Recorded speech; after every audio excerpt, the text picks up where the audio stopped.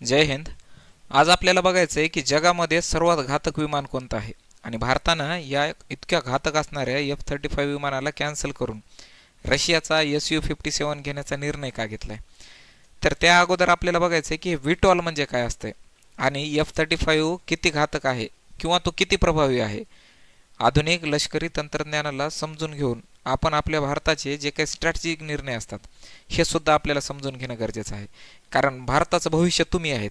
येणाऱ्या काळामध्ये तुम्हाला या देशाला सांभाळायचं आहे, त्यामुळे तुम्हाला या टेक्निकल बाबी ज्या आहेत, लष्कर असेल, त्याच्यानंतर सायन्स असेल, टेक्नॉलॉजी असेल, ह्या गोष्टी तुम्हाला समजून घ्यायच्यात, जेणेकरून भविष्यामध्ये जे गव्हर्नमेंट येणार आहे ते योग्य निर्णय घेत आहे का नाही हे एक भारताचा सुजाण नागरिक म्हणून ही गोष्ट तुमच्या पण लक्षात आली पाहिजे।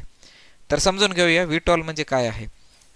तर या सादरीकरणामध्ये जर बघितलं तर व्हीटॉल आणि एसटॉल, STVOL, ठीक आहे, किंवा त्याला STOL पण म्हणतात, याचा तांत्रिक अर्थ हे तुम्हाला मला समजून सांगायचं आहे। त्याच्यानंतर F-35च्या क्षमतेमध्ये जर बघितलं, F-35च्या क्षमतेमुळे तो कसा घातक आहे, त्याचा जगाला किती धोका आहे आणि किती फायदेशीर ठरू शकतो तो आपल्यासाठी, यावर सुद्धा चर्चा करायची। आणि भारतानं मग Su-57 का घेतलाय यावर सुद्धा मी तुमच्यासोबत चर्चा करणार आहे।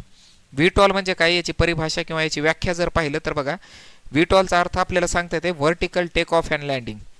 तर व्हर्टिकल टेक ऑफ अँड लँडिंगचा अर्थ काय की जमिनीवरून जसं हेलिकॉप्टर टेक ऑफ करते एका जागेवरून जर आपण पाहिलं तर ज्याप्रमाणे आपल्याला एक हेलिकॉप्टर उडताना दिसतंय ना, म्हणजे एका पिन पॉईंटवरून किंवा एका जागेवरून हेलिकॉप्टर जसं टेक ऑफ करते, जसं हवेमध्ये उडते, त्याचप्रमाणे हे विमान पण उडते। आणि ही किती आश्चर्याची गोष्ट आहे बघा ना, की एखादं हेलिकॉप्टर जमिनीवरून उडतंय, याप्रमाणे विमान उडतंय, ही साधी गोष्ट नाही ना। आजपर्यंत आपण कधी पाहिले का विमानाला जमिनीवरून म्हणजे असं हेलिकॉप्टर सारखं उडताना? तर नाही। विमानाला पाहिलं तर विमानासाठी एक असा लय भला मोठा रनवे लागते। या रनवेवरती विमान असा थोडंसं याच्यावरती थोडीशी स्पीड घेते आणि स्पीड घेतल्याच्या नंतर मग टेक ऑफ करते, बरोबर आहे। पण ह्याचं तसं नाही। याला जर बघितलं तर इथं जमीन आहे, समजा जमिनीवरती हे विमान आहे, हे इथून डायरेक्ट टेक ऑफ करते, डायरेक्ट इथून हवेमध्ये उडते ते। आणि ह्याच्यामुळं जगातलं सगळ्यात घातक विमान म्हणून हे जे विमान आहे याला ओळखलं जातं। बरं, जमिनीवरून फक्त टेक ऑफच नाही तर जमिनीवर लँडिंग मी करू शकते, म्हणजे एखाद्या विशिष्ट ठिकाणी लँडिंग करू शकते, डायरेक्ट व्हर्टिकल लँडिंग। व्हर्टिकल म्हणजे उभी लँडिंग आहे ना, व्हर्टिकल टेक ऑफ करू शकते, व्हर्टिकल लँडिंग करू शकते, म्हणून हे जगामधलं सगळ्यात घातक विमान ठरते। आणि जर याच्यामध्ये आणखी पाहिलं तर बघा, याला कोणत्याही रचनेची गरज नाही, म्हणजे याला कोणत्याही रनवेची गरज नाही, म्हणजे याच्यासाठी असा विशिष्ट रनवे पाहिजे किंवा एक विशेष ठिकाण पाहिजे असं नाही। तुमच्या घराच्या छतावर सुद्धा उतरू शकते विमान। लक्षात येईल गोष्ट, आपल्या घराच्या छतावर उतरू शकते, आपल्या गल्लीमध्ये उतरू शकते, आपल्या नगरमध्ये एखाद्या हायवे रस्त्याच्या सेंटरला बी उतरू शकते। एवढं पॉवरफुल आणि एवढं घातक असं विमान आहे।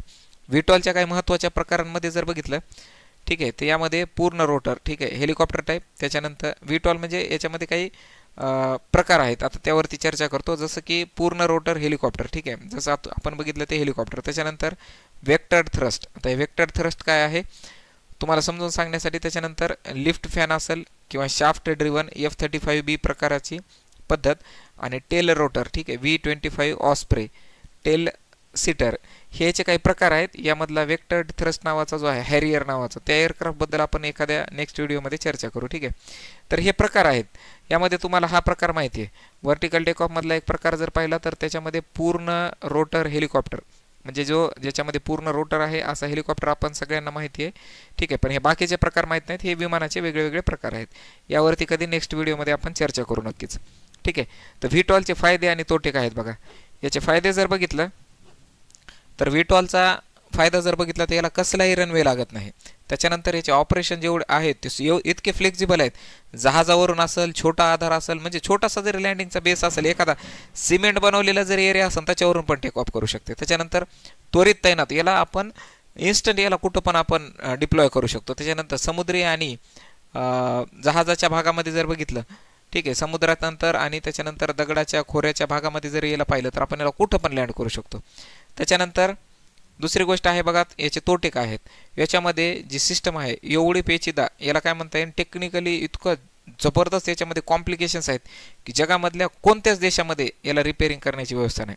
तुम्हाला माहिती आहे, मी मागे एक व्हिडिओ पण घेतलाय की 1000 कोटीचे विमान भारतामध्ये का अडकून पडले। त्याचं कारण असं आहे की त्या विमानाला रिपेअर करण्यासाठी आपल्या भारतामध्ये सिस्टमच नव्हतं। त्यामुळं त्याला रिपेअर करण्यासाठी इंग्लंडवरून अमेरिकेवरून जे काही इंजिनियर आले त्यांनी त्याला रिपेअर करून मग जवळपास आपल्या इथं जवळपास 50-60 दिवस ते विमान थांबलं होतं. ठीक आहे, तर एवढं कॉम्प्लेक्स सिस्टम आहे त्याच्यामध्ये. दुसरी गोष्ट याच्यामध्ये जर बघितलं तर तुम्हाला लिफ्ट फॅन दिसतात, त्याच्यानंतर स्वायवल नोझल आहे. स्वायवल नोझल म्हणजे काय बघा, की जे पाठीमागचं नोझल आहे हे बघा, सगळ्या विमानामध्ये तुम्ही पाहिलं असेल तर अशा प्रकारचं नोझल असते ज्याच्यामधून बाहेर गॅसेस निघतात आणि हे विमान समोर जात असते. पण ह्या विमानाचं जे नोझल आहे ते अशा प्रकारे पण आहे आणि तेच नोझलला रोटेट करून त्याला आपण ह्या प्रकारे पण करू शकतो आणि ह्या नोझलला म्हणतात स्वायवल प्रकारचं नोझल. याचं जास्त मेंटेनन्स असते, याचं वजन जास्त वाढते आणि इंधन वापर क्षमता जी आहे ही याची जास्त आहे. ठीक आहे, याला आपण होवर फ्लाईट म्हणतो. आणि इतर फिकी पॅरामीटर्स जे आहेत ते की छोट्या छोट्या गोष्टी आहेत, छोटे छोटे पॅरामीटर्स, हे पण आपल्यासाठी जास्त खर्चिक, याला ऑपरेशन करणं म्हणजे जास्त महाग पडते. आता हे F-35 जे आहे याचा आपण याच्यामध्ये व्हेरियंट्स किती आहेत, नेमके प्रकार किती आहेत, त्याच्यानंतर याचा एक ओव्हरव्ह्यू बघूया. F-35 लाइटनिंग 2 नावाचं जे आहे हे 5व्या जनरेशन, हे सगळं 5व्या पिढीचं विमान आहे. ठीक आहे, multi role fighter, multi role याच्यावरून तुम्हाला कळलं असेल. मल्टी म्हणजे एकापेक्षा जास्त आणि रोल म्हणजे त्याला जे काही आपण काय म्हणू शकतो त्याला, जसं एखादा हिरो एकापेक्षा जास्त रोल करते आहे ना, त्या प्रकारे हा जो विमान आहे तो एकापेक्षा जास्त रोल प्ले करते. जसं की उदाहरण याच्यामध्ये स्टील टेक्नॉलॉजी आहे. कोणत्या जगामध्ये असं कोणतंच रडार नाही जे ह्याला पकडू शकते. त्याच्यानंतर सेन्सरचा विचार केला तर जगातले सगळ्यात ॲडव्हान्स सेन्सर याच्यामध्ये. इन्फॉर्मेशन फ्युजन बघितलं तर बघा, इन्फॉर्मेशन फ्युजन आहे. त्याच्यानंतर ह्या इन्फॉर्मेशन फ्युजनबद्दल नंतर चर्चा करू आपण पुढच्या स्लाईडमध्ये. हे 3 मुख्य व्हेरियंट याच्यामध्ये येतात. F-35A नावाचं एक आहे बघा, conventional take off and landing. Conventional म्हणजे याला सीटॉल म्हणू. कन्व्हेन्शनल म्हणजे एअरफोर्स वापरते. तुम्हाला माहिती आहे एअरफोर्सकडे मोठे मोठे रनवे असतात, तर त्याच्यावरून जे विमान पळत येऊन त्याच्यानंतर हवेमध्ये टेक ऑफ करते तर ह्याला म्हणायचं कन्व्हेन्शनल. ठीक आहे, सीटॉल म्हणायचं याला, एअरफोर्स वापर. F-35B नावाचं जे आहे हे शॉर्ट टेक ऑफ आणि व्हर्टिकल लँडिंग, याला STOVL म्हणतो आपण, आहे ना, याला एस्टॉल म्हणतो किंवा व्हीटॉल म्हणतो आपण. हे मरीनसाठी वापरतात, कारण तुम्हाला माहिती आहे मरीन म्हणजे काय, समुद्रामध्ये असणाऱ्या जेवढ्या जहाजी आहेत किंवा आपली नेव्ही आहे या जहाजाची एक विशिष्ट लेंथ आहे, बरोबर आहे. मग याच्यावरती फक्त व्हर्टिकल टेक ऑफ किंवा व्हर्टिकल लँड करू शकणारे विमान हे याच्यासाठी एक वरदान ठरतात आणि ह्या ऑपरेशनसाठी व्हीटॉल अशा प्रकारच्या विमानाची गरज आहे. तुम्हाला माहिती आहे का आपल्या भारताकडे असं एक पण विमान नाही. आपल्या भारतामध्ये जर आपल्याला विचार केला तर आपल्याकडे एक पण विमान नसताना पण आपली नेव्ही जगामधल्या टॉपच्या नेव्हीमध्ये जर 4-5व्या नंबरवरती आहे म्हणजे किती मोठी गोष्ट आहे बघा. त्याच्यानंतर F-35C नावाचं कॅरियर व्हेरियंट US नेव्हीच्या कॅरियर ऑपरेशनसाठी याला वापरलं जातं आणि याच्यामध्ये वाढीव पंख जे आहेत एक्सटेंडेड याचे विंग केलेले आहेत. ठीक आहे, त्याच्यानंतर हे व्हीटॉल जे आहे यासारखी पद्धत जगामध्ये आणखी कोणत्या विमानामध्ये आहे का, किंवा हे नेमकं काम कसं करतं हे तुम्हाला एक थोडंसं सांगतो, कारण तुम्हाला ही गोष्ट कळणं गरजेचं आहे. बरोबर, मागची डायग्राम दिसत असेल यामध्ये बघा, इथे एक तुम्हाला फॅन दिसतंय समोरच्या भागामध्ये. ठीक आहे, त्याच्यानंतर इथे एक फॅन दिसतंय, ब्लोअर दिसतंय आणि या इथे एक. तर ह्या ब्लोअरमधून काही हवेला खालच्या दिशेने ढकलते, ह्या ब्लोअरमधून काही हवेला खाली ढकलते. हे 2 विंगवरती 2 ब्लोअर लावलेले आहेत, एक समोरच्या भागामध्ये मोठा फॅन लावलेला आहे आणि पाठीमागच्या भागामध्ये नोझल. तर असं 4ही भागामध्ये. ठीक आहे, आता जर समजा हा विमान आहे, थोडंसं या डायग्रामकडे लक्ष द्या, आणि हा एक विंग आहे. ठीक आहे, इकडे एक विंग आहे. तर ह्या विंगमधून इथून एक ब्लोअर आहे, इथे एक ब्लोअर आहे, समोरच्या भागामधून खाली एक ब्लोअर आहे आणि पाठीमागच्या भागामधून, म्हणजे 4ही भागामधून याला एकदम बॅलन्स करून याला जमिनीवरून वर टेक ऑफ केलं जातं याच्यामध्ये. ठीक आहे, याला आपण म्हणतो रॉल्स रॉयस कंपनीचं याच्यामध्ये इंजिन वापरलेलं आहे. लिफ्ट सिस्टम प्रमुख याच्यामध्ये घटक जर पाहिलं तर शाफ्ट ड्रिव्हन लिफ्ट फॅन आहे, म्हणजे समोरच्या भागामध्ये एक फॅन आहे. ठीक आहे, त्याच्यानंतर 3 बेअरिंग स्वायवल मॉड्यूल आहेत. यामध्ये बेअरिंगच्या सहाय्याने 3 फिरणारे, जसं की तुम्हाला 2 विंगवरती दिसतात, इथे एक आहे आणि सगळ्यात पाठीमागं जे थ्रस्ट आहे हे 3 काय दिसतात आपल्याला याच्यावरती, बेअरिंग स्वायवल मॉड्यूल. ठीक आहे, याला BSM म्हणत असतो आपण. आणि मागील एक्झॉस्ट नोझल जे आहे, ठीक आहे, मागचं एक्झॉस्ट नोझल आहे, तुम्हाला वर सांगितलं मी की एक्झॉस्ट नोझलला काय केलं जाते, याच्यामध्ये रोटेट केलं जाते. हे याच्यामध्ये महत्त्वाच्या गोष्टी आहेत. त्याच्यानंतर इंजिनाचा विचार जर केला तर बघा, इंजिनची शक्ती जी आहे याच्यावरती ड्रिव्हन शाफ्टद्वारे लिफ्ट फॅन जो आहे हा समोरचा, याला पण याच्याद्वारेच ऑपरेट केलं जाते. ठीक आहे, आणि याचा परिणाम बघितला तर F-35 बीला शॉर्ट टेक ऑफ आणि अगदी व्हर्टिकल लँडिंग करता वापरलं जाते. परंतु ही पद्धत जटिल म्हणजे जास्त कॉम्प्लेक्स आणि मेंटेनन्स खर्च होते. आता भारताने ह्याला नकार का दिलाय त्याचं काय महत्त्वाच्या गोष्टी बघा. F-35च्या तांत्रिक वैशिष्ट्याचा विचार केला तर हे घातक समजले जाते आणि F-35चे धोके शक्तीच्या मुख्य कारणामध्ये बघितलं तर स्टेल्थ आहे, त्याच्यानंतर सेन्सर फ्युजन, डेटा फ्युजन. ठीक आहे, त्याच्यानंतर AN APG radar EW capability, distributed aperture system डास सिस्टम आहे याच्यामध्ये, हेल्मेट माउंटेड डिस्प्ले HMDS ज्याला 360 डिग्रीमध्ये सिच्युएशनमध्ये अवेअरनेस, पायलटला आपल्या हेड मुवमेंटवरती लक्ष लॉक करू शकते. म्हणजे पायलटनं ज्या दिशेला डोकं फिरवलं त्या दिशेला खालचा कॅमेरा फिरत असते आणि पायलटला त्या दिशेची सगळी माहिती भेटते, तसं त्या दिशेचं दिसते. इंटरनल वेपन बे जो आहे यामध्ये नेटवर्क कनेक्टिव्हिटी आणि स्टेल्थमध्ये राहूनसुद्धा हा बॉम्ब फेकण्याच्यासाठी सक्षम आहे.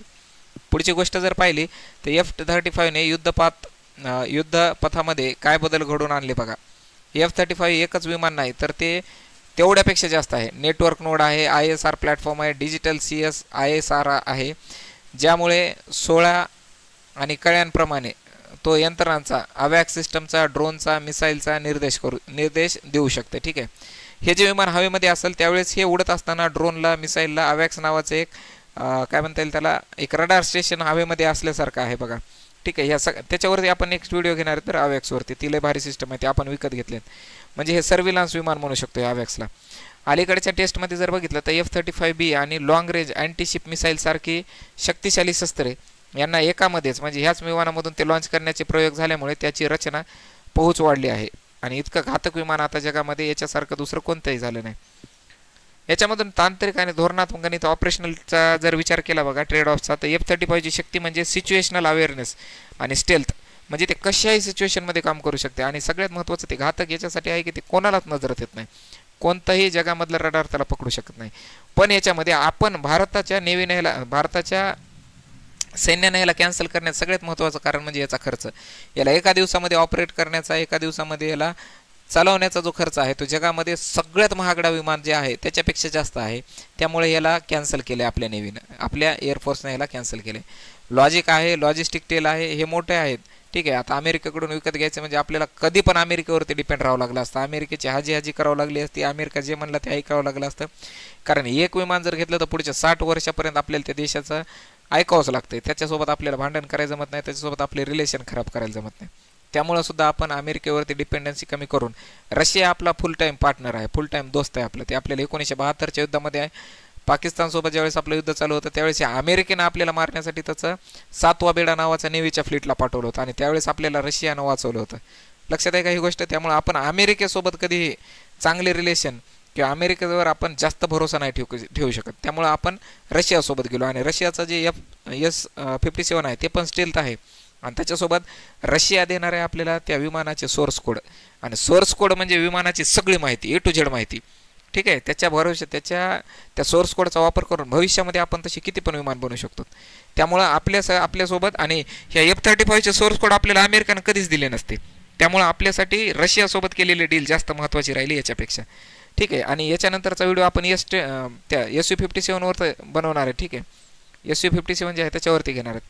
देशासाठी निर्णय बघितला तर F-35 जसे सामर्थ्य देतात तसेच महागडे आणि लॉजिस्टिक इंटेन्सिव्ह देखील असतात. त्यामुळे कोणत्या प्रमाणामध्ये स्वीकारावे ह्याची सुद्धा आपल्याला याच्यासोबत एक संभ्रम होता. ठीक आहे. याचे कोणतं वेरियंट घ्यायला पाहिजे.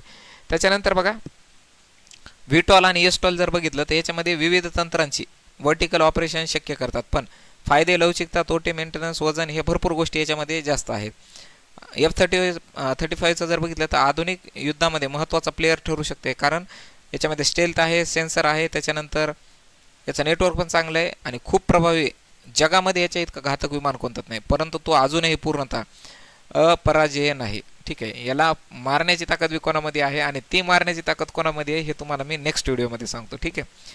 सस्टेनमेंट वेचा विचार केला, त्याच्यानंतर काउन्स्टर आहे आणि आधुनिक IADS यासारख्या गोष्टींनी त्याला मर्यादा लावू शकतो. आता ह्या बाकी काय गोष्टी आहेत याच्यावर आपण नेक्स्ट व्हिडिओमध्ये चर्चा करू. आणि सगळ्यात महत्त्वाचं याला मारणारा किंवा ह्याच्या बरोबरीचा याच्या तोडीचा जो विमान आहे Su-57 सुखोई 57. ठीक आहे.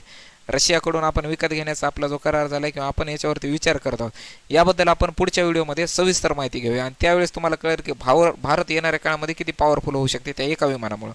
हा विमान पॉवरफुल आहे याच्या डाऊटच नाही, पण ह्या विमानामध्ये घेण्यासाठी आपल्याला फक्त 2 गोष्टी अडवल्या जातात. ते म्हणजे एक तर अमेरिकेकडून घेणं, अमेरिकेवर आपली डिपेंडन्सी जास्त वाढवणं, आणि दुसरी गोष्ट अमेरिकेचे सोर्स कोड आपल्याला कधीच दिले नसते. त्यामुळे ह्याला कॅन्सल करून आपल्या गव्हर्नमेंटनं Su-57 ला घेण्याचा निर्णय घेतला आहे. आपल्या एअरफोर्समध्ये पण भारी लोक आहेत, आपल्या एअरफोर्समध्ये जबरदस्त इंजिनियर आहेत. देशाच्या सेनेवरती आपल्याला कधी पण गर्व आहे, तुम्हाला माहिती आहे. आणि ही देशाची सेवा आपल्या देशाचा लॉस कधीच नाही, सेना आपल्या देशाचा कधीच लॉस होत नाही. त्यामुळं हा निर्णय आपल्यासाठी योग्य राहिला आहे का नाही हे येणाऱ्या काळामध्ये आपल्याला नक्कीच कळेल. पण Su-57वरती आपण नेक्स्ट व्हिडिओमध्ये चर्चा करू, त्याच्यावरती पाहू.